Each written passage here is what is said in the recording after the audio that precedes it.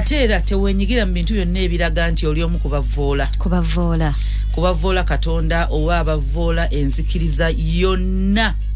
yonna tuyiga okussaamu abantu ekitiibwa toyina bono obuulira mu kwagala ng'ovoola omuntu kyayagala tosobola bwe nagamba nti bannange kisache nkwagala nnyo nina okurespecting enzikiriza yo kyekisookera ddala sinza kugamba nti nkwagala naye nga nkugamba nti enzikiriza yo kino na kino kati omuntu yenna bw'olumba enzikiriza ye oba ekintu kyonna kyayagala again going defensive atandika okukirwanirira kati mu kubanga akirwanirira akukyawa kugamba obera nawe osizo obuchayi oba osizo obuchayi kyovola bane Kristo bwe yali asomesa bwe yajjanga abuulira enjiri tayina gwe yalumba okujjako mufalisayo yamulumba atera yalumba mufalisayo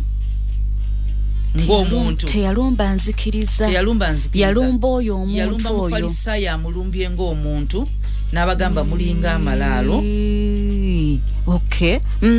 kati ate ne bwe yayogera ku nzikiriza yaabwe yayogera ku nzikiriza nga bagamba bye basomesa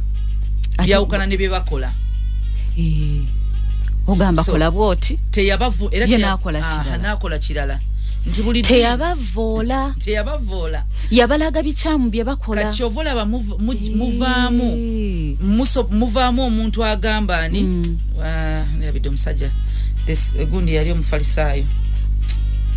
so mwavaamu era omufalisaayo eyayaniriza Yesu mu njuye kubanga buli lwoyigiriza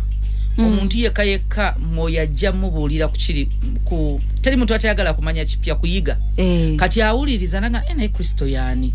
akampulize be babulya